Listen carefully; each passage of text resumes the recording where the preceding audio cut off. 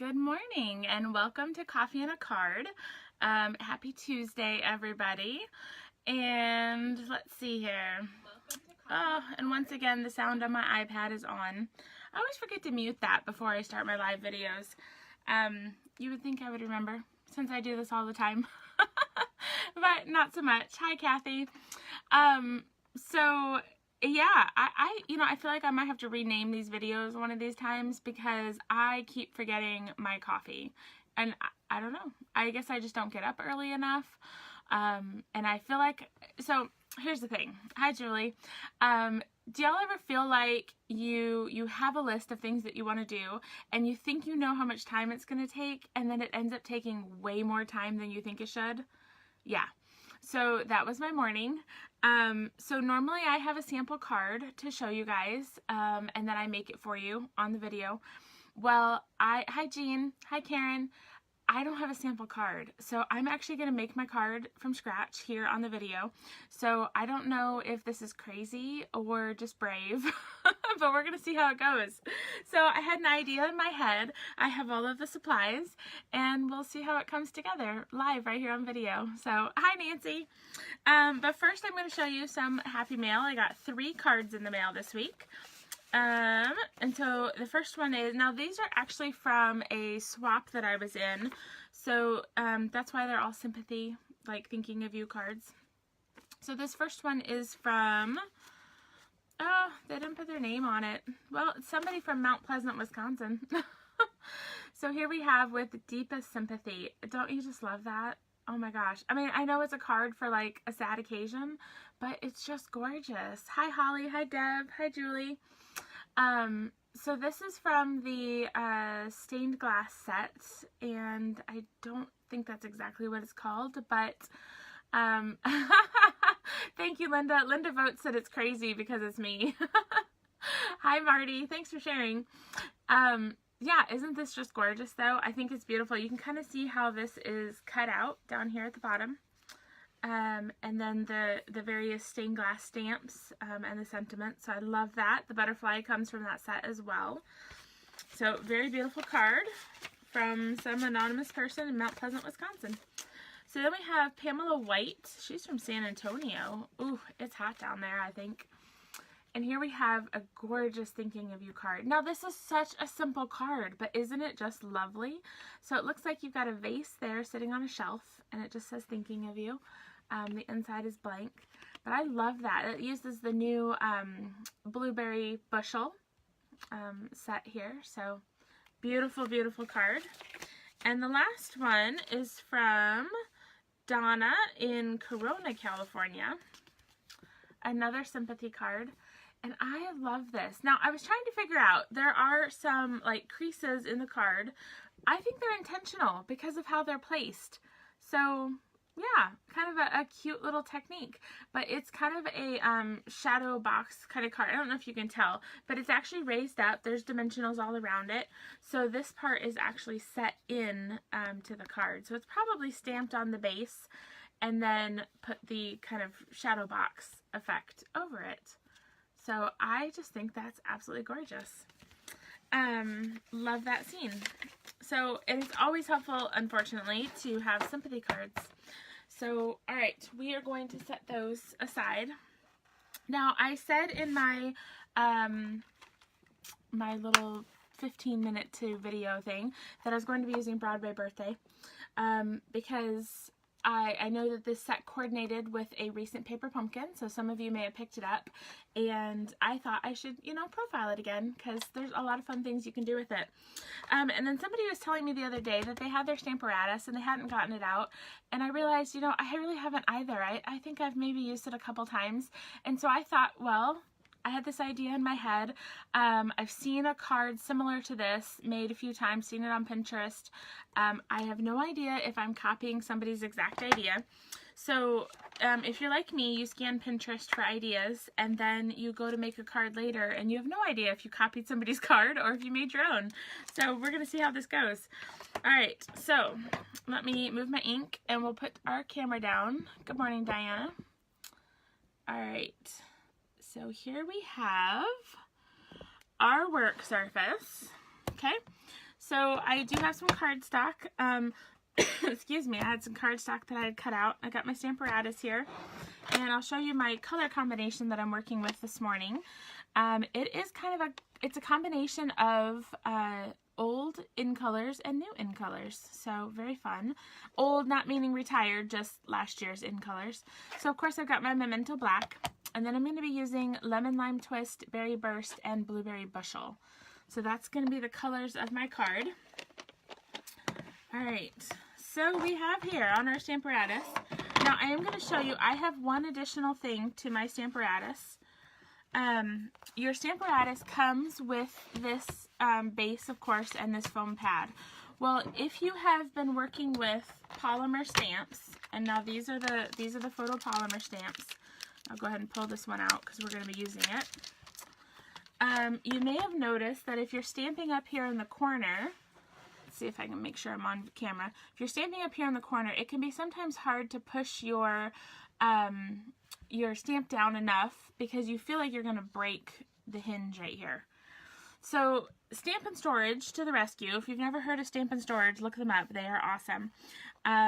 If you've seen my ink storage container, that's from them. Well, they came out with a magnetic pad that you can actually put on your Stamparatus. So I'm just going to stick it underneath here, and it solves that corner problem. Okay, so I love it. It's wonderful, and so you should go check it out. Alright, so we're going to put one of my doors on here. That's what I call them. It's my little doors. So let me move this over because I realize that I am not in frame very well for you guys. So, alright, so we have our Stamparatus. I've got my white card. I'm going to stick here. And I actually need the magnets handy dandy stored underneath. I have duct tape on mine to make them easier to pick up. So I'm just going to stick a magnet on here. Alright, so I'm going to place my stamp where I want it the first time. Alright, and then we're going to pick it up. And I think I'm going to go light to dark for my ink colors today. So that means I'm starting with Lemon Lime Twist. Lock that in. So we're just going to ink it up. Now this is where, if you have the ink spots, which are, let me show you. If you have these Stampin' Spots, oh, and it's coming open. If you have these Stampin' Spots, oh, I can't speak. They are actually super handy on your Stamparatus because you're not dealing with such a big ink surface when you turn it over. So these are great for inking up on the Stamparatus. However, I don't happen to have these colors. You can buy uninked ones as well, but I don't have those. So we're going to make this work. And what you have to be careful of is what I've actually just done, and that is I have ink all over here. Okay, so what I'm going to do real quick is I'm going to pull out my chamois, and I'm just going to wipe this off. There we go. That way I don't risk getting it on my paper. Alright, so Lemon Lime Twist is my first one. And if it doesn't stamp very well, the nice thing is my H didn't work out so well, and I actually didn't even do that on purpose. But we're just going to re-ink it and do the H a little bit better. Okay? Alright. So I'm going to take my chamois, and you'll see mine is nice and dirty. Oh, my case just fell on the ground. So I keep my chamois in one of these cases, and I can just pull it out, and it makes it super easy to wipe off your Stamparatus. Alright, so what we're going to do now, I'm going to unhinge this, and I'm just going to move it down one. Okay? And my next color is going to be Berry Burst. Hi Sharon, welcome first time viewer. We love first time viewers. Karen, yes, this is the chamois from the new catalog. So it is wonderful when you're using your Stamparatus. You know, normally I use the, gosh, I don't even know what this thing is called. I normally use this thing right here. Let's see, the Stampin' Scrub, which of course, you know, you can open and clean your stamps off. But it doesn't work real well with the Stamparatus. So the chamois is fabulous. Alright. Ooh. Might need to move my magnet a little bit. We're going to move my magnet up there. Alright, so I need to re-stamp because I didn't get the Y quite good enough.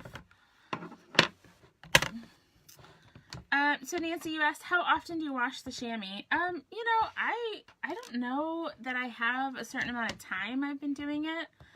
Just basically when it gets really gross looking. So, yeah, I don't know if that's super helpful. I mean, you can see the one side of my chamois is covered with a lot of ink because I was doing a bunch of insides, but the other side is still fine, and so that's what I'm using today. I may clean it off after today. So we'll see here. We just don't want the ink to transfer between ink pads, you know? That's always a bummer. And all I do is rinse it out in my sink. So super easy. You can rinse it out, squeeze out the excess water, and then I just store it here in one of these stamp cases. So, all right, my third color is going to be Blueberry Bushel. Yeah, I agree, Marty. The chamois is wonderful. I had never heard of such a thing before Stampin' Up! Came out with it, but I absolutely love it.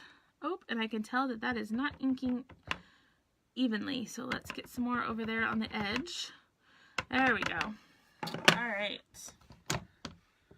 Now, my second hooray got a little off because I moved the magnet, so I would suggest not moving the magnet in the middle of your stamping.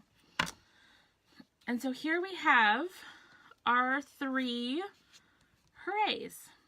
Okay, now I'm not done yet, so I'm just going to take this off, and because it's dirty, I'm going to set this one aside.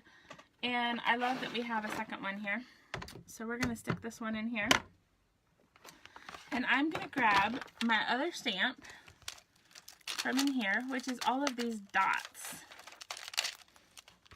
All right. So you'll see on the stamp set, it comes with both the dark words and then it has dots to decorate it with.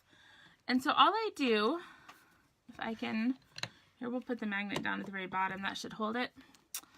All right, so I'm just gonna line up the dots on my words, right where I want it. And we'll pick that up.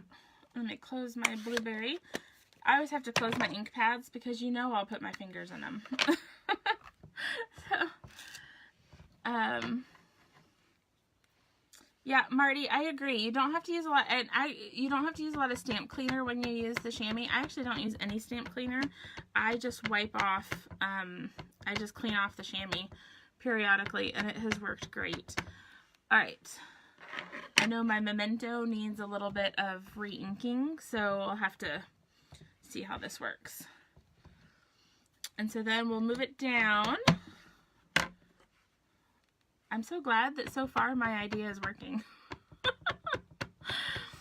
I mean, I know I'd seen this card before, but you know, it's one thing to see a card on Pinterest or on Facebook. It's a whole nother thing to actually create it.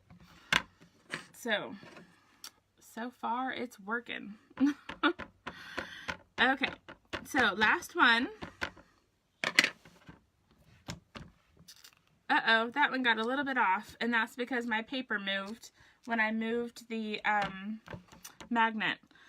So that, you guys, is my tip for today. Do not move your magnet because you'll end up looking like you've got ants all over your card. But that's okay. It's all good. So the beautiful thing about this, I will tell you, is I didn't have to come to a new one of these. I could have, let me take this off, I could have turned it around and used the back side. You know, so you have lots of different surfaces that you can use for this. Now I'm going to put this back on here because I have one more stamp I'm going to add to this card. And this one we're only going to stamp one time. But there's a stamp in here that says, "It's your birthday." So I'm going to add that to the bottom here. Alright, I think I'll put it right about there. So we'll pick that one up, and I think I'm going to do this one in black as well. So we'll get those words up there. Oh, Nancy, I'm so glad. Yes, it's I'm not the only one who gets ink everywhere. I just somehow, I don't know, I think like my fingers are attracted to the ink pads, and so, you know, it picks it up. So, yeah, so it looks like I have ants all over my card right here, which goes really well with telling you that you should tune in for Paper Pumpkin on Thursday, because it's a picnic theme. So, you know, ants and picnics just go well together. But you can see it's a little bit off, but, you know, it's okay. All right, so I'm going to just move this over. I'll get all that cleaned up a bit later. Let's see if I can get it out of my way without it falling all over the place. All right, so then what I was going to do is I have taken cardstock from the same 3 colors that I've stamped here, okay? So I'm going to start with my Lemon Lime Twist. Oh, I'm just going to close my memento over here. All right, so we're going to add some adhesive here. I'm going to do this with the words facing me just so that I can get them even. All right, so that's our first background.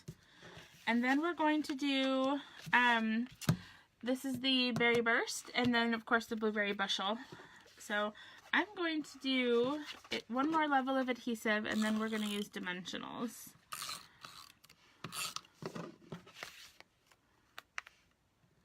Alright, so we're going to put that here. And then I need some dimensionals.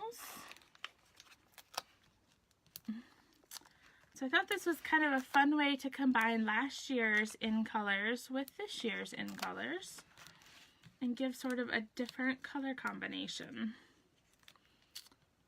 And also just showing that the Stamparatus makes quick cards out of something that would probably be crooked otherwise, but instead you can make them straight and quickly. Well, straight if you don't move your magnet. And so there we have our birthday card. So hooray, hooray, hooray, it's your birthday. So it kind of rhymes, you know. Very fun. Now you could easily, obviously, very easily change out your colors. So, you know, I've got the 3 colors. I've got them in order of how I did the stamping. But, you know, you could pick any 3 colors, really, to work with. You could also add... you know, there's a little, I can't do it now because I already put dimensionals here, but we could have done, you know, a birthday hat or an ice cream cone or a balloon, or, you know, we could add something down in here. You could also add some bling. I mean, obviously there's lots of different ways that you can go to making your birthday card. So, well, that wasn't so bad, you guys. Even though I didn't have a sample to show you ahead of time, it still worked, so yay for that. So there we have our fun little card. Yeah, I'm glad it worked out. So thank you guys. I'm glad you like it. Be sure to tune in Thursday for Paper Pumpkin. I'll be showing you that picnic set. Yes, so you want to see the dots. So here are the dots on the hooray. And I did them in black. And then I added the ants here. So you can see how on my blue hooray it's a little bit off. And that again is because I moved the magnet, which actually moved the white cardstock. So that's why it's a little bit off. But, you know, live and learn, right? So, oh, Linda, you like bling. Yeah, we could add a little bit of bling to this card. So, anyways, that's my fun card for today, using the Stamparatus and Broadway Birthday. So I hope you enjoyed that. And Thursday night, I will show Paper Pumpkin with lots of alternatives. Paper Pumpkin this month comes with a little picnic basket and 3x3 cards, which, if you know me, I don't use. So I'll show you how the kit looks, but I will also show you a lot of alternatives with full-size cards this size. So be sure to tune into that on Thursday. But otherwise, I hope you all have a wonderful day. I am off to Starbucks to do some work today. I've got some schoolwork, and I have a coaching call, and all sorts of fun stuff going on today. So I don't know what you're up to, but I hope you have a wonderful day. And thank you, Marty. I hope you have a great day too. So be sure to encourage one another and build each other up. I'll see you on Thursday.